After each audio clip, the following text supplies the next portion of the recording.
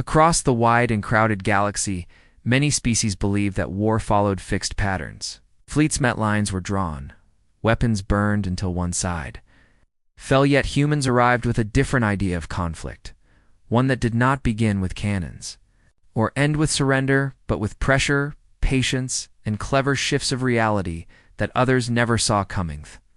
First, human ships appeared small and plain, drifting near the borders of the trade stars where empires exchanged metals and rare gases. Observers laughed at them because they carried few visible weapons and no banners of power, but beneath that calm surface, humans were already waging a war of information, ideas, and alliances that spread like invisible fire in those days. The largest allure power in the region was a coalition that ruled by force and tribute. Every world under its reach paid or burned, and its leaders believed fear was the only true currency. They knew how to crush rebellions with fleets and armies, yet they did not understand how to face a species that fought with choices and timing. Humans did not rush into battle. Instead, they sent traders and teachers and healers who offered aid to worlds suffering under heavy taxes and harsh rule. They taught new farming methods, they repaired broken machines, and they listened to stories of loss through these small acts. Humans built trust, and with trust came loyalty that no fleet could break. When the coalition demanded that humans pay tribute, the human envoys answered with calm words and fair deals. They offered technology in exchange for freedom of trade, and many lesser worlds saw a chance for hope. The coalition leaders refused, thinking that strength alone would force compliance, but they did not notice how their own allies were quietly slipping away. Soon worlds that once paid tribute began to delay shipments, then to refuse them entirely when coalition fleets arrived to punish them. Humans did not send warships. Instead, they sent supplies and engineers to keep those worlds alive and stable, while also broadcasting the cruelty of the coalition across open channels.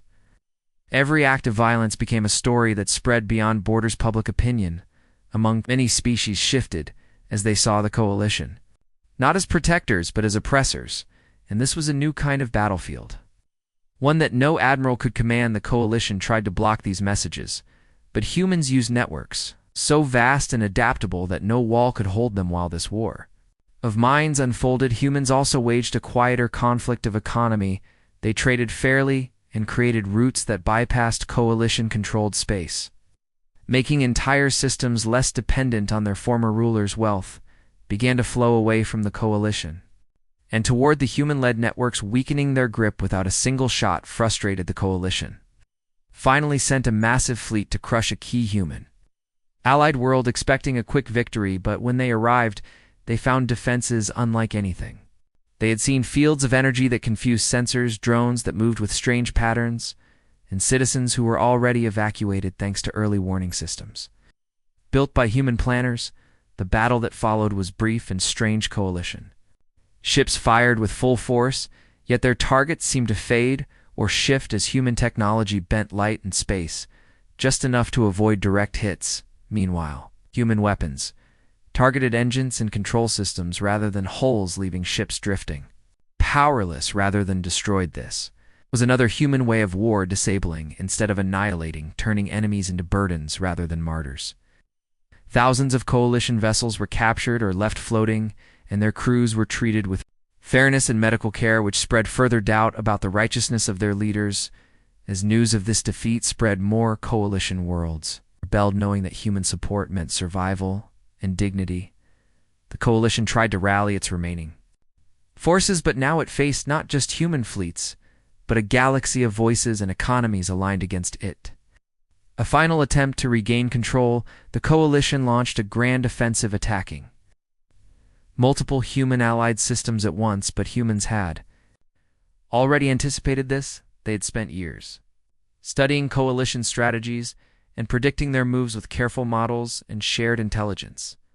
The attacks were met with prepared defenses and coordinated counteractions that left the coalition exhausted and exposed. Then came the final phase of human conflict negotiation. Backed by undeniable leverage, human diplomats offered the coalition leaders a choice: reform and join a fairer galactic order, or lose all remaining influenced many leaders. Tried to resist, but their own people, now aware of the truth, demanded change, and so the coalition collapsed from within. The galaxy learned that day that humans did not fight only with weapons, they fought with ideas, trust, economics, technology, and patience. Their wars were not always loud, but they were always decisive, and no empire could survive when every one of these fronts turned against it long. After the coalition fell, stories of that time were told across star systems as a lesson that conflict was more than battle, and that humanity had mastered every form of it, with a quiet confidence that reshaped the future of the galaxy.